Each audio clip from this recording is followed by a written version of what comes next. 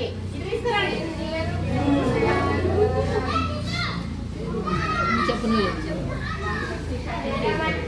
దగ్గర పెట్టు. ఎర్రమట్టి, మేడం గారికి చెప్పి రండి. ఎండిపోయిన పువ్వులు, ఎండిపోయిన ఆకులు, కుళ్ళిన కూరగాయలు వేసి సేంద్రియ ఎరువు చేస్తారు. ఈ ఎరువుల వల్ల ఏం ఉపయోగం? చెట్లకు వేస్తే చెట్లు మంచిగా పెరుగుతాయి. అంటే పురుగు మందులు ఎరువులు కాకుండా వీటి ద్వారా మనకి ఆరోగ్యం కూడా పురుగులు ఎరువు కాకుండా వీటి వల్ల మనకి ఆరోగ్యం బాగుంటుంది. మంచి కూరగాయలు తినగలరు.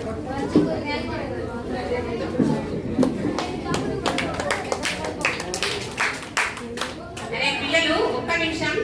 ఇది కిచెన్ లో ఉండే గార్బేజ్ మొత్తం.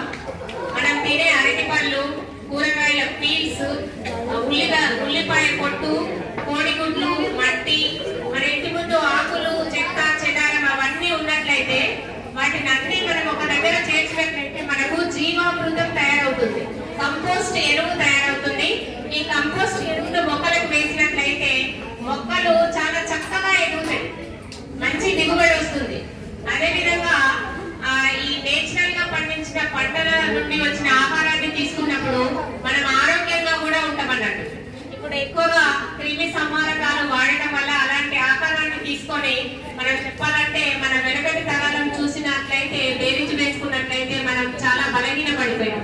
దానికి కారణం క్రిమి సంహారకాల వాడకం, ఫెర్టిలైజర్స్ అండ్ పెస్టిసైడ్స్ యొక్క ఉపయోగం అనేది మితిమీరిపోయింది అన్నట్టు. కాబట్టి ఈ చిన్నారి తయారు చేసిన ఈ జీవ ఇంధనం, జీవామృతంతోనే మనము పంటను పండించినట్లయితే చాలా ఆరోగ్యంగా ఉంటాము.